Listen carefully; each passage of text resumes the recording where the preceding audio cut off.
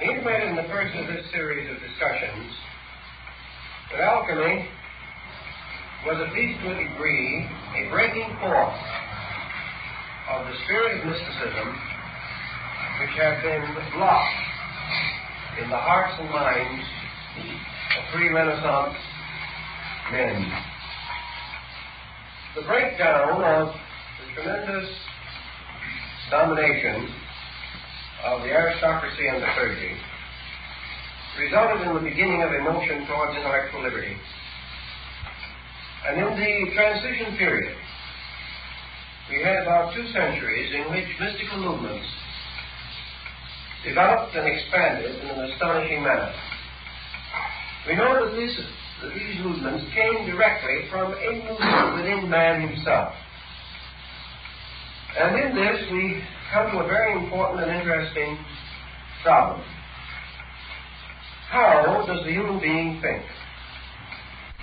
Does he think in words, in pictures, or in pure ideas? I think we learn from the study of persons changing languages that a great many human beings think in words. And we know, for example, that in the study of language, you must labor along a difficult and unfamiliar path until you begin to think in the language which you are studying. And then suddenly the words become meaningful and available. I know persons who have lived in this country for many years and speak the English language well, but in a hurry they will count in their native language. Therefore, there is a certain association between thought and words. It is probable that the intellectualist thinks in the terms of words, because he uses them constantly. They are the familiar instrument of self-expression for him. It is also quite possible that the artist, the purely aesthetic individual, may think in form, or in color, or even in tone, as in the case of the musician. Thus, the origin of thought patterns may differ with different persons. And the basic chemistry of thought patterns probably differs also in the male and female. Thus, we are confronted with an intricate issue of the basic form of ideas within ourselves. Studies in anthropology and ethnology lead us to the recognition of the universality of certain essential emblems and figures. I had a letter yesterday which, strange enough to report, I answered today. It does not very often happen. Relating to a tomb recently discovered at Palenque in Mexico, in Chiapas. Palenque is one of the oldest centers of the Maya culture. In this tomb was the physical remains, mostly dust, of some ancient dignitary of the empire. And in the disintegrating and ruinous state of the mortal remains of this person, it was noted that in one hand of the deceased had been placed a small sphere of jadeite, and in the other hand a small cube of jadeite. There were also many other ornaments of precious and semi-precious materials. The letter asked why those 2 jadeite ornaments should have been associated with the dead.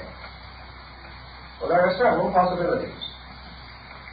The cube of the sphere was early associated with architecture, and similar remains were found within certain of the pyramids in Egypt. They were used for the simple process of leveling a foundation. When the builder was not sure whether his levels were clear and right, he would stand a cube on a flat place on his wall, place the sphere on top of it. If it rolled off, then he had not a level foundation. this peculiar relationship caused these little instruments to be associated with the craft of building. We have the remnants of them today in the Masonic compass square. The compass makes a circle, and the square measures a cube. So we're back again to the concept of the sphere and the cube. One representing the sphere, life, spirit, consciousness. The cube, matter, body, earth. But that these should be placed in the hands of this deceased aristocrat of the old Maya Empire may have meant one of several things. Perhaps he was a priestly architect, buried with the insignia of his profession, because architecture was an important craft in art among these people. Perhaps he was a priest-philosopher architect, one who had received the proper recognition as a master builder of men, or a custodian of truths. Perhaps it was an ancient symbol that the body returns to the earth from which it came, the cube, and the spirit returns to God who gave it, the sphere. Certainly, however, these symbols were there. They are in China. They are in India. They are in Egypt. They are in Greece. They are among our own American Indians. Why these symbols? We have two reasonable possibilities in explanation. One, the migration of the symbol itself. Namely, that in some remote period, certain basic cultures that have now perished were much more broadly disseminated around the earth than we realize. And as we follow certain migrations, such as the bow and arrow migration, or the swastika migration, we find these symbols traveling with the motions of people through the primitive world, passing from one culture group to another. The second possible explanation lies in the internal development of man himself, by which, consciously or unconsciously, he creates symbols which have an essential identity, which have an essential consistency. And when he thinks about certain things, he always thinks of the same symbols, regardless of where he is or to what culture he may belong. Therefore, symbolism may rise to the unfolding human culture. And the symbols, the same or essentially similar, may appear at many different places because unfolding human beings reach certain cultural levels. And when they reach these levels, they instinctively release these symbols through themselves.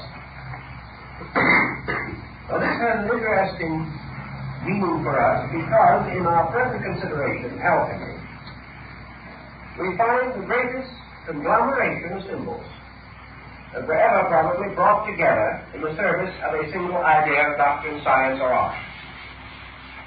Yet these symbols are not essentially original with alchemy. There is perhaps not a single symbol in alchemy that can be traced directly to the period in which it began to flourish in that usage. These symbolisms are derived from practically every previous culture that man developed.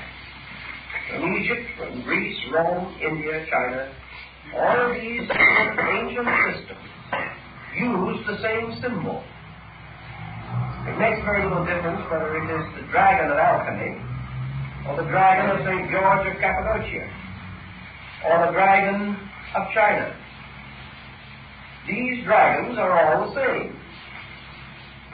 The same may be said of the unicorn, or of many other similar devices. The double-headed eagle, for example, which occurs in so many, many places. The symbolism of fire and of water, of earth, and of the elements does not belong to alchemy, but alchemy made use of it. So we are in more or less peculiar situation. We are trying to explain why certain symbols became associated with a cult or a sect of persons engaged in a particular art or science. Certainly there is nothing in the subject of chemistry itself which suggests such a phantasmagoria of devices. And modern chemistry, with great efficiency, depends almost entirely upon comparatively elementary mathematical symbols. Yet in this day it was different. In the 16th and 17th centuries, We have some of the most magnificent manuscripts ever illuminated by the human hand. Not of the quality of the great works of art which preceded them, but of a fantastic imagery which gives them a dynamic significance and importance, causes them to be one of the most valuable and prized group of manuscript materials. Why? Let us assume for a moment what we must assume at this time, that alchemy was, as its name implies, a divine kind of chemistry. Man had hit upon a truth which he had long held with veneration, but had never explored. And that truth was that each art and science is dependent upon a great pattern of universal laws for its validity. These laws are infinitely repetitive in nature. Da Vinci in his aesthetic canon shows how the body is composed of an infinite repetition of certain basic forms. Knowledge is composed of an infinite repetition of basic patterns on various levels. Alchemy devised the belief, or developed the belief, that the laws governing chemistry were identical with the laws governing every other phenomena in nature. That to understand chemistry to its very source was to understand creation. That creation and chemistry were intimately related. That man is a chemical formula and an alchemical mystery. That the human body is not only composed of chemical elements, but contains within itself a being composed of alchemical elements. What is true of the body on one level is true of the soul on another. And the entire economy of human life is a tremendous formula. A formula that may be traced under certain conditions. A science or an art is itself a kind of catalyzing agent.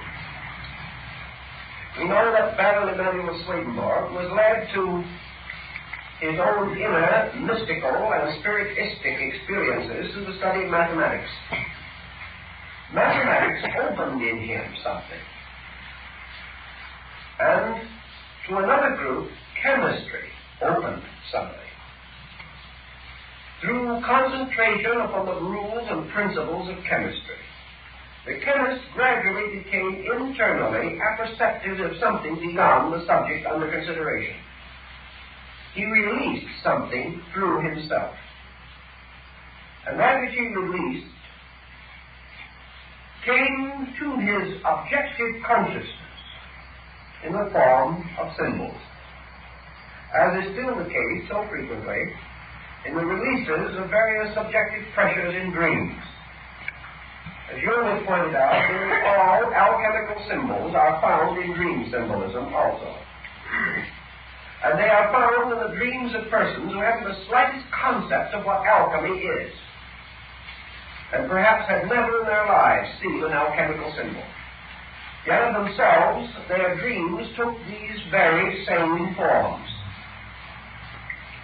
And we are led, therefore, to the implication that certain forms are archetypal, that they rest in the collective unconscious of our race, that they are part of something, as we may say, that is larger than we are. And we find these symbols occurring in three ways. We find them coming through in dreams. We find them coming through in esoteric arts and sciences, most of which include journalism. And we find them coming through in folklore, tradition, and legend. Always the same symbols. Legendary is a kind of symbolism, emerging from man himself, who traces his own origin beyond the objective into a subjective. And in this tracing, goes back into a layer of symbolism within his own nature. Now, we had in the Arabian Nights Entertainment a kind of romantic picture story which could well look like a leaf from an alchemical manuscript. We had in the legends of the age of chivalry, of the Greeks, of the Egyptians, of the Hindus, and the Chinese, the appearance of mysterious, fantastic creatures and beings. We also immediately fall upon one of the most common of all these symbols, and that is the hero. The mysterious being possessed of supernatural power, but not a god. Where would folklore be without the hero? Where would the story of the Aladdin's lamp be without Aladdin and the lamp? Where would the wanderings of Sinbad the sailor lead to without their mysterious complications? Or Homer's story of the wanderings of Odysseus? Always these hero legends involve transcendental powers, demons, saints, gods, godlings, and a hero with magic instruments, a shield of strength, a sword that sings, a horn of invisibility. All these things are part of fairy story, legendary, and lore. They are all diffused and diversified throughout the entire structure of human society. Now we may say, why did the alchemist hit upon this peculiar fantasy of symbolism? There is no doubt that the answer lies in the nature of his own mind and the times in which he lived.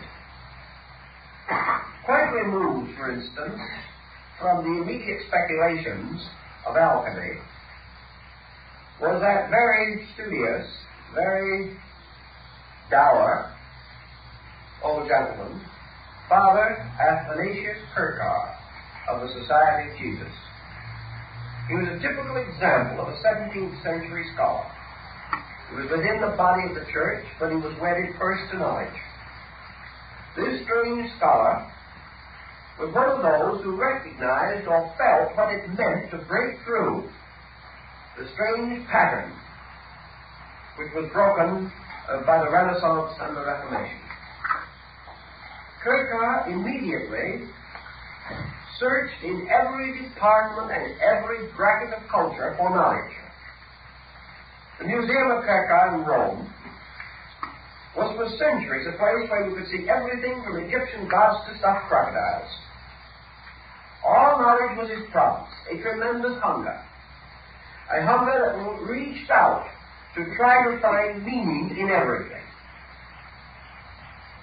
At the time that alchemy arose, this hunger was strong in European thinking. Noble princes had their cabinets, as they called them. They had choice little museums in which they had gathered the antiquities and relics of ages. Men prized everything that was new or different, or which had previously been inaccessible to them. They speculated on Egyptian glyphs. They tried to restore the medical system of Hippocrates. They collected and assembled Gnostic gems.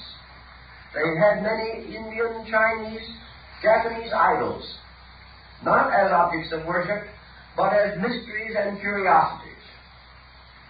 This opening of the door sent man's mind scurrying in every direction in search of knowledge.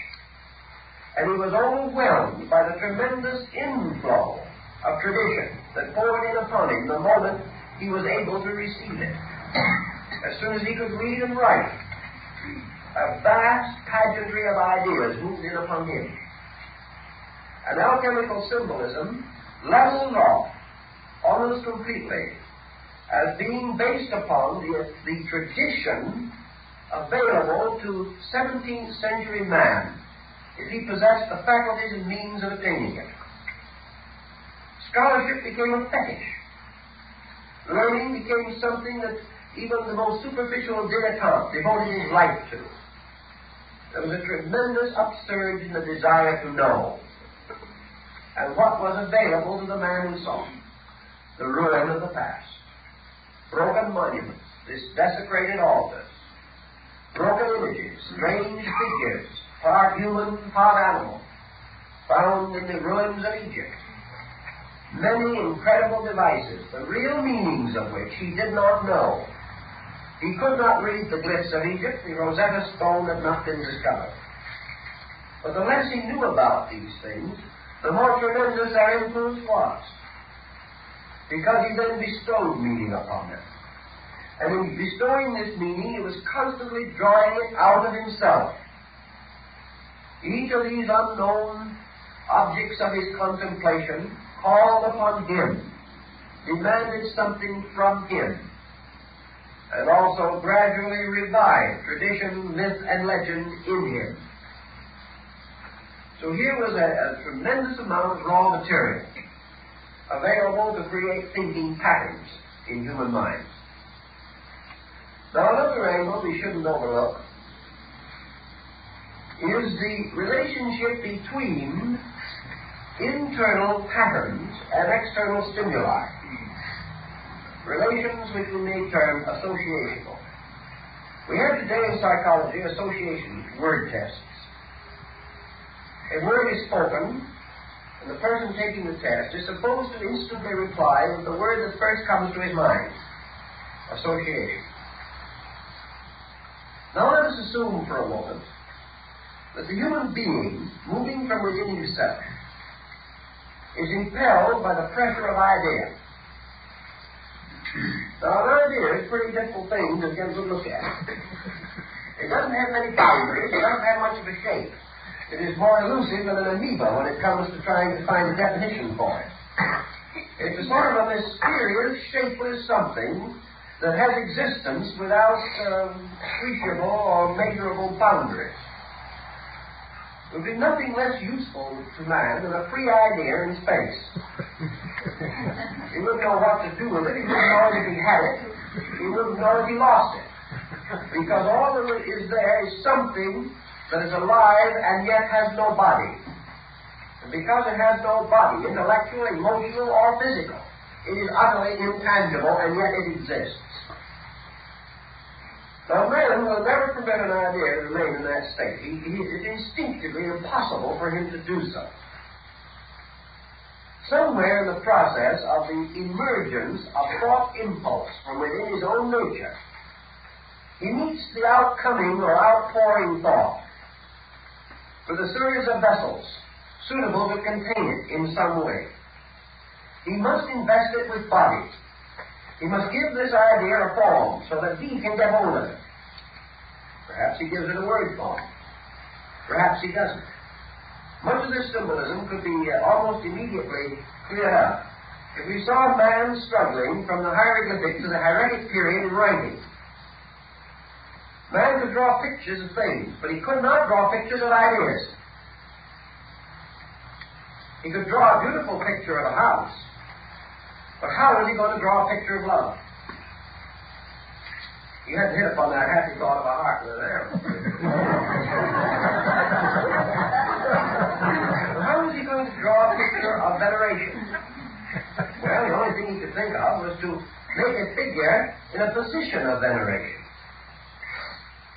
If he wanted to show imagination, he had to use something that was suggestive, an image, or a mirror, or some device appropriate. And yet even in that case, he wasn't sure how he was going to carry on the transmission of this idea. The Mayas, for example, who we just mentioned, had quite a problem with verbs. And verbs are always difficult in a hieroglyphical language because they represent action. And pictures do not move. Pictures do not possess action. It must be intimated in some way, a little series of footprints going along, to try to show that a man is taking a walk. The Mayas hit upon the simple device of taking a noun, or a glyph representing an object, and transforming it into a bird by adding a wing. They put a wing, like the wing of a bird, on the side of it, to indicate action, to indicate life. But it was no longer an object, but a process, or a condition in action, which they sought to represent. Now, the development of languages shows us how these things happen. But how rapidly they happen in the development of an idea within man. The idea itself is presented to him as well as to others. In its pure form, it is a ray of energy. He must clone it. Now, he cannot clone it with something that he knows nothing of. To clone an idea in an unknown form is inconceivable, because man cannot conceive of an unknown form. Any form that he can conceive of must exist. Furthermore, he is confronted with another immediate problem.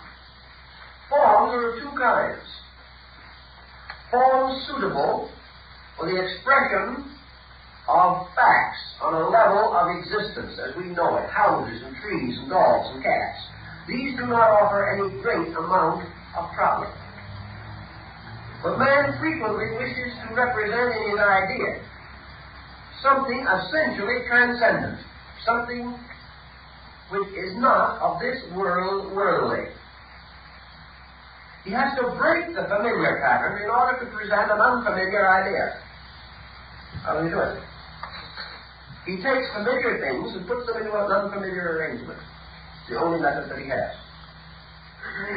He recognizes not only that in so doing, he saves his idea from being misinterpreted, and also he creates an impact by it, which is missing in familiar things.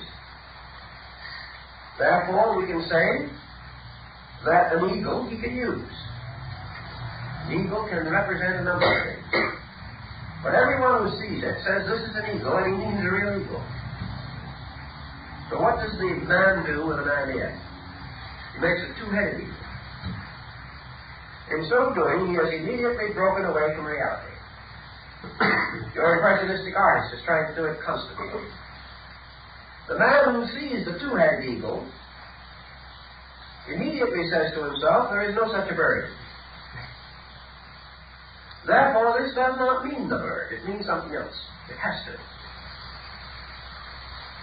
So we break through realities of a literal nature and escape into the imagery of idea. Now, every one of us growing up is in contact with the world around us. We are also under the pressure of the world within us. When we begin to think of good as small children, we can't think of good just as something good. Good has no meaning. Good has to be immediately associated with the act of goodness, or some person or thing which we can use to appreciate goodness. So perhaps the small child in a strong and happy family environment experiences good under the symbol of parent. Parent's good to him, takes care of him, protects him. That's good. Another man may interpret good under the form of a fine, well-balanced dinner. That's good. Good, however, always has to come to us under symbolism, because it's an abstraction. The Good Samaritan is a good deed. Now, a good deed without some symbolism by which you see what a good deed is meaningless. Yet instinctively, the moment we have the term good deed come into our mind, the abstraction takes the form of some good deed that we have known, experienced, or heard about. We immediately clothe this thing ourselves in a familiar term, in a familiar word picture, or a familiar form picture. We use distortion exactly as Michelangelo used distortion to create a dynamic. If Michelangelo's figure of Moses stood up, we would see that it was a totally disproportionate figure. Yet because of his arrangement of mass, it gives us a tremendous dynamic, which is the thing that he is trying to do, was trying to do. So by distortion, we dramatize. We escape from literality, from smallness, from ordinariness, and transcend into something else. The Greek and Egyptian priests put a mask over his face. The moment he did so, he was no longer a person, he was a god. And he not only caused others to think so, but he thought so. Because of the ritual of the mask and his own belief that this sacred symbol transformed him.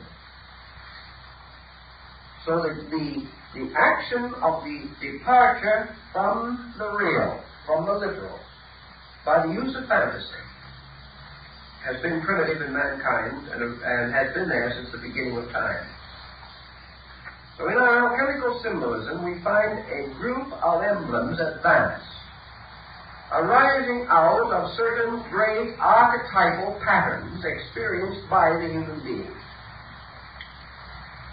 And he, in his own effort to experience things superior to material facts, began to clothe instincts, impulses, ideas, inspirations from within himself in certain forms.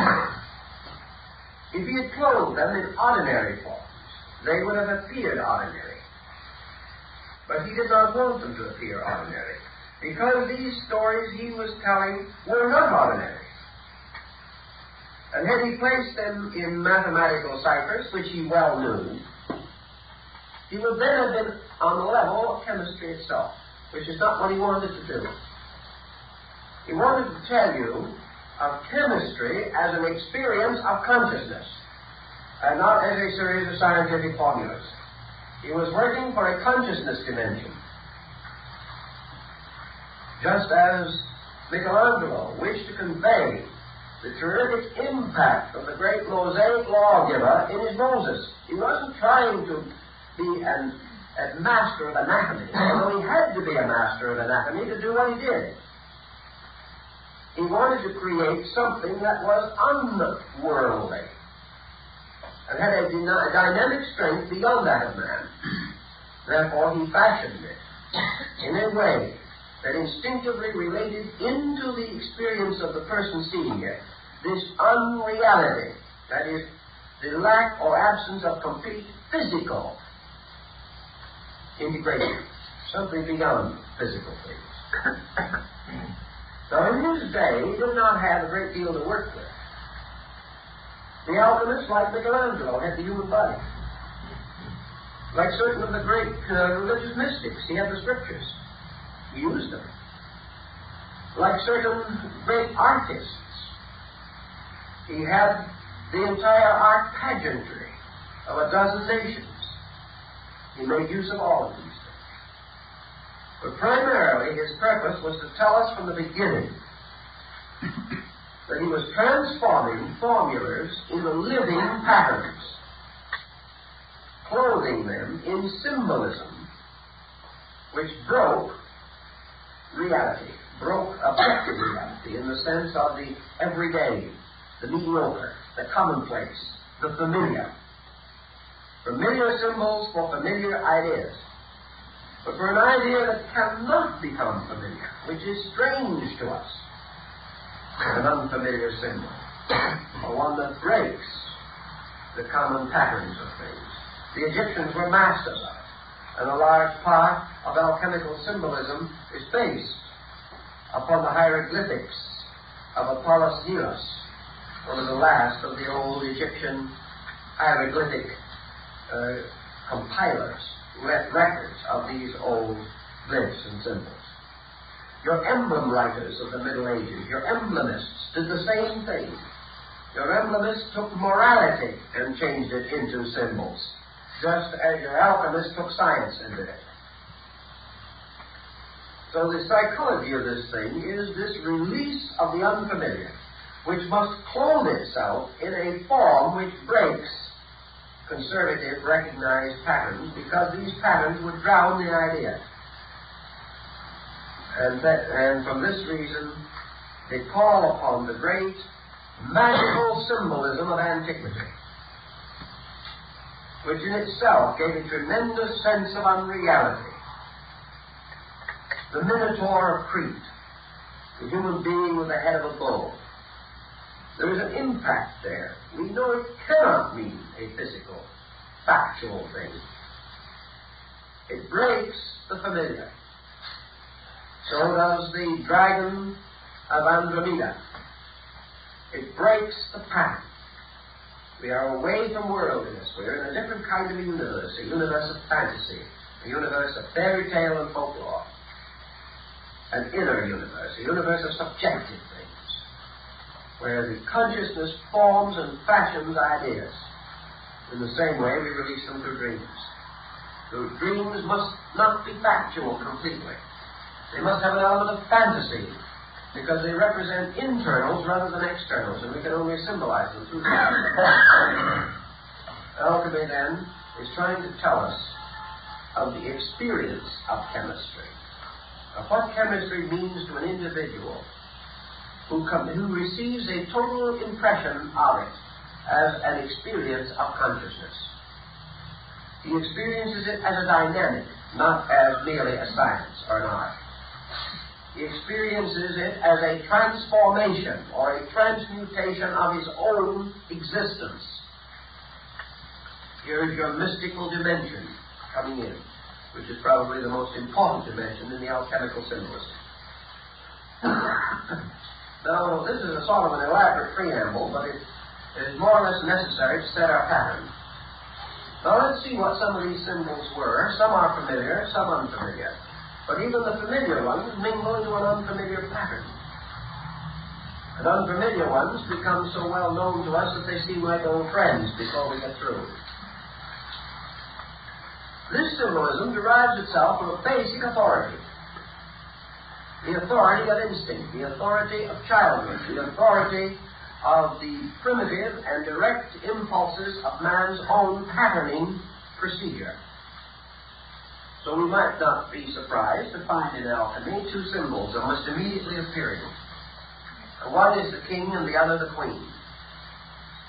Now the king, of course, is an experience that every human being has had. The king is the boss on any level, in any way you want to look at it. The king is leadership, rulership. The king is law. The king is order. The king is power. And there isn't the most mild and apparently unambitious member of the proletariat who does not secretly in himself know that he is the king. Every man is a little king. He's modest about it sometimes, by choice, more often by necessity, but he's still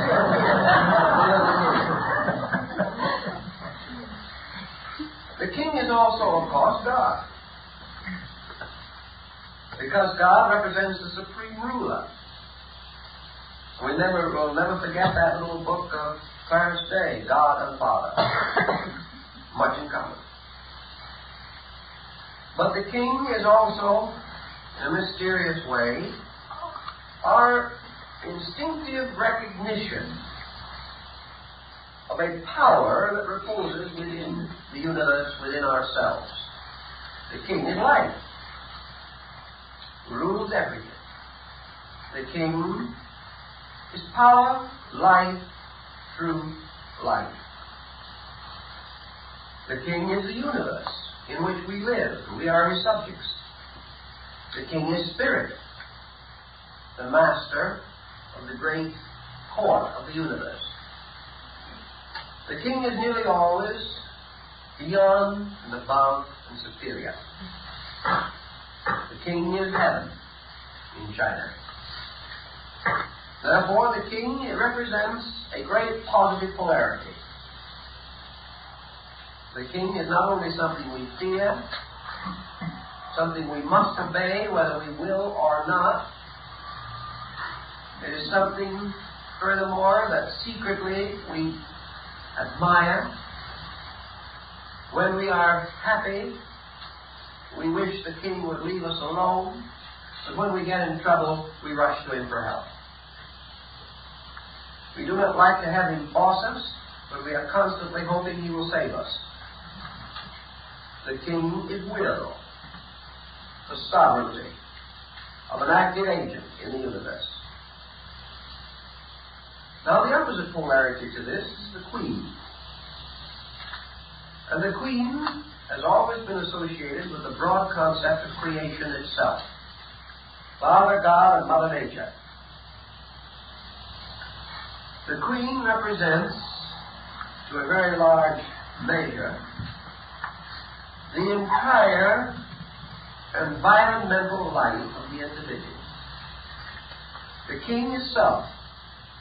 The queen is everything else. The queen is the universe which man, self, desires to possess.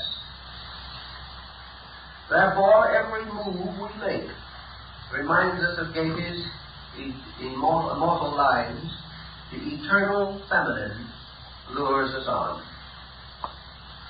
The eternal feminine is the unknown. And to conquer and capture and to possess the unknown is the great ambition of man. And science fiction, as we have it today, with all kinds of fantastic stories about other dimensions and rays and energies and weird creatures from other worlds, they're all the story of the king searching for the queen, seeking to possess the unknown. Most peoples have referred to their own lands, their continents, their homes, as their mother. The Mother Earth, Mother India, Mother China, the motherland. Occasionally, some nations refer to it as the fatherland. And here again, we come into some intricate symbolism. And most countries that have a fatherland have a psychology that is quite different from those that have a motherland. We mustn't forget that these things work together in a very important symbolism. So in the great alchemical empire, we have the king and queen ruling over the entire picture. Now the king comes back to us again from one of the most mysterious and enigmatical pursuits of mankind, and that is the game of chess. Because in the game of chess, we are not only playing the game of war, but we are playing the game of life. Now, in the game of life, the queen can be taken, but not the king. In other words, the king is never captured in a game of chess. He is placed in a condition or a position in which he cannot move without jeopardy, and that constitutes checkmate and is the end of the game. You can't take him.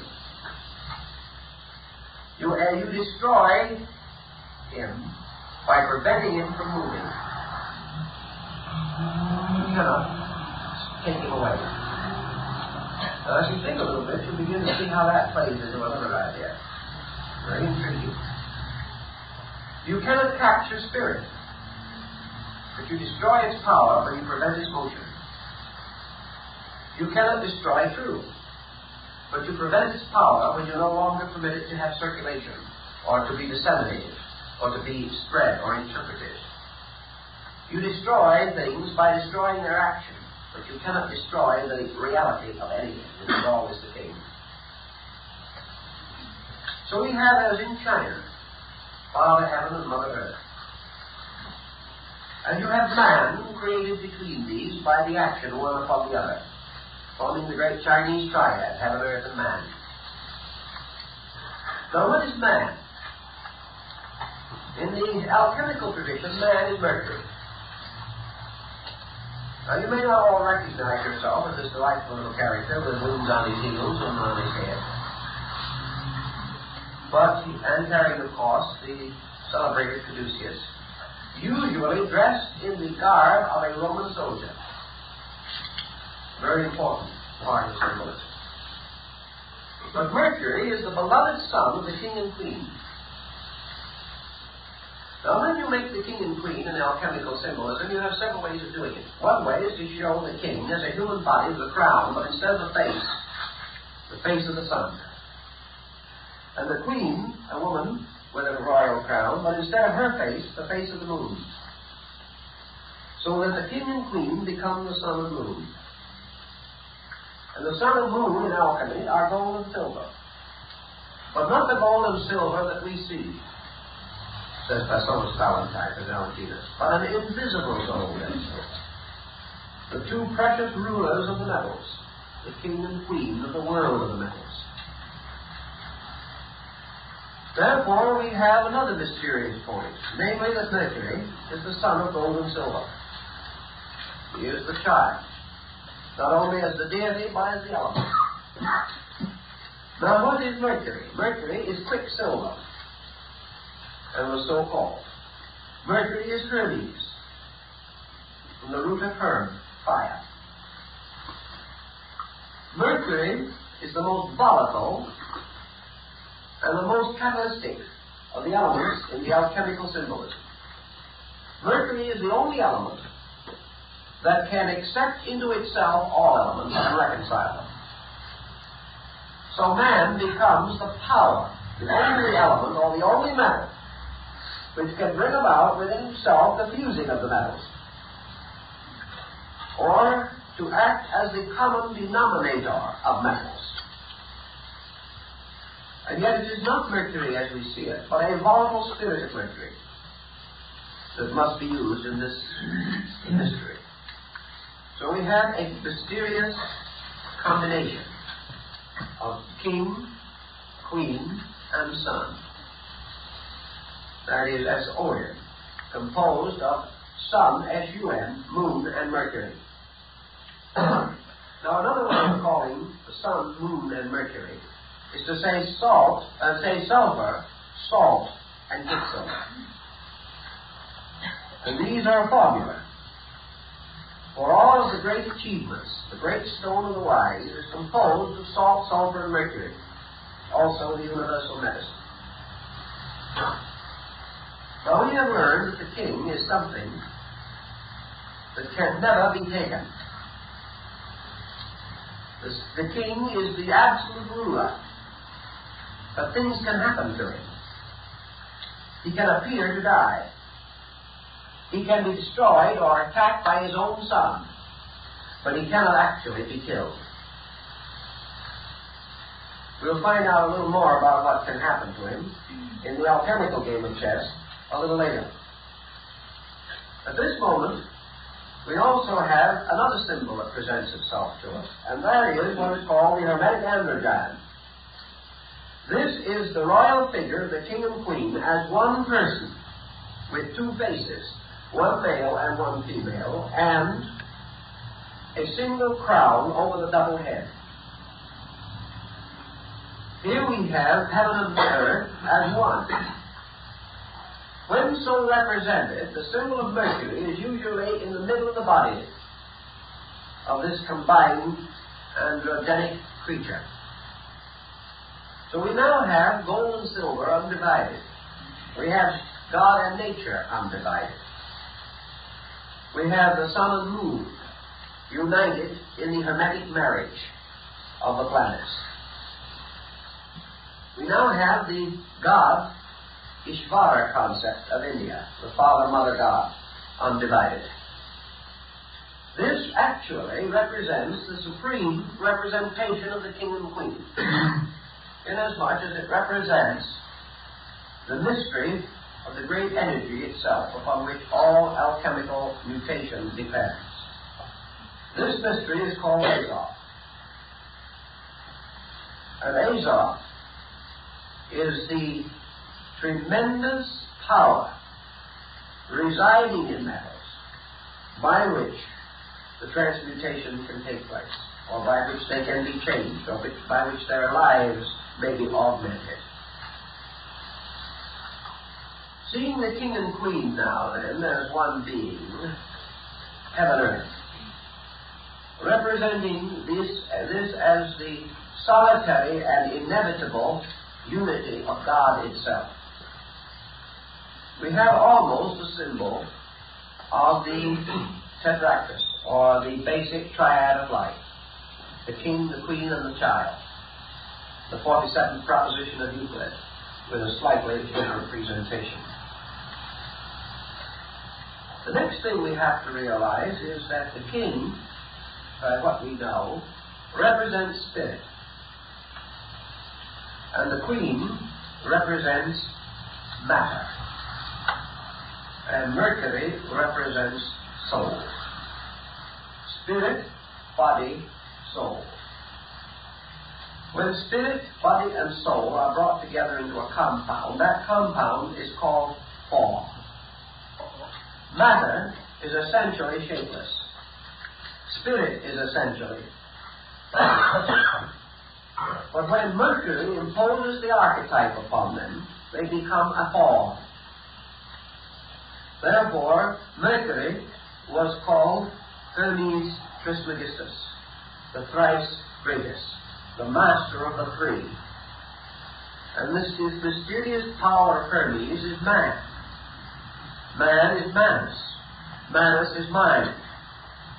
Mind is more, however, than the intellect that we know it, as we know it.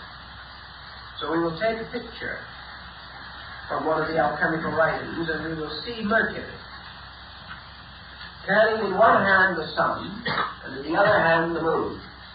He is the juggler of the sun and moon, and it is so represented on a deck of tarot cards. He is the juggler. And Mercury, in this position, bears upon him, or associated with him, the 5 symbols of the planets, with himself in the middle. That is, the 5 planets other than the sun and moon known to the ancients. Sometimes Mercury is represented seated in a cave with 6 other figures around him, with planets symbols for heads.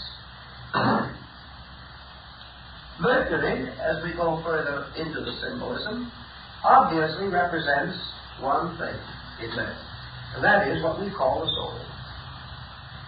The soul, which is the juggler of the sun and moon, and which is the ground of reconciliation between spirit and matter, which is the power to arbitrate the conflict of consciousness and form or body.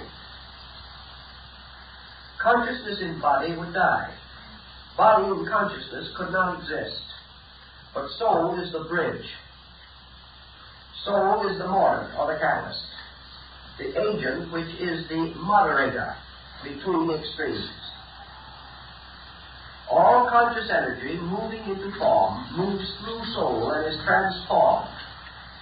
All bodily energy moving inward toward consciousness passes through soul and is again transformed. Soul is the modifier, the agent, by which all things are adapted to either their internal or external objectives. So we come again on a psychological level to the problem of the introvert and the extrovert. The extrovert represents consciousness moving through soul into body and into its manifestation outwardly. The introvert is energy moving inward from the objective parts of the consciousness through the soul to the subjective parts.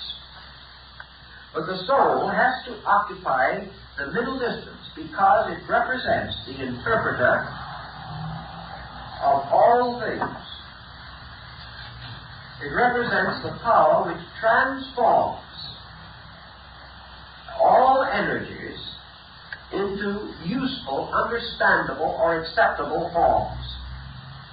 Therefore, the soul becomes a magician who carries a wand, the wand that is sometimes twisted with the serpent, the symbol of the megas. The soul is therefore also the messenger of the gods, the Greek concept of Hermes, or the Roman Mercury. The messenger is the one who carries the will of the gods to the world. And therefore, in the alchemical symbolism, it was useful, necessary, or proper to represent him by the caduceus, which represented the cerebrospinal and autonomic nervous systems, which are the carriers or messengers of nerve energy. So consciousness controlling its body has Mercury, its sun, to represent it. The body, man's outer life, learning, studying, gaining wisdom and knowledge, seeking to enrich internals, must send this externally accumulated material into consciousness through the messenger, Mercury. And the messenger in this case is identical with the little squirrel that used to fly up and down or run up and down the graceful tree in the Odinic mysteries. carrying the scandals of men to the gods and the scandals of the gods to men. It is the messenger power, the communicator. Now, why is it that the alchemist felt that this Mercury was able to accept and interpret all metals, or must devour or eat up metals, before it was possible to release the soul of the metal? The answer to the situation was very definite. The alchemist insisted that the metals, which represent on one level of thinking phenomena, or the forms of things as they appear to be, base metals, unpurified, can never be accepted into consciousness. They can never be used to build consciousness. Because before any of these objective things can be useful or necessary and vital to an internal subjective, they must be transformed. The base forms of these metals must die by being absorbed into mercury. And after they have been absorbed and have been reduced to a completely impersonal state, only then does the soul use them to augment its own power. So in one alchemical symbolism we find Hermes, or Mercury, devouring the metals, eating them, just as John in Revelation ate the little book of knowledge. So the soul, devouring the metals experience, transforms them into soul power. And the soul power is, of course, the regenerated, reborn metals. Thus we can say what happens to us in life, what we call experience, is not important. It is our acceptance and understanding of that experience that is important. And though that experience passes through a transformation within our own soul life, it contributes nothing to our improvement. There are people that have things happen to them every day and never learn anything. See, this is what happens. It's the power of the soul to transform all external things that makes possible the adaptation of knowledge through internal enlightenment.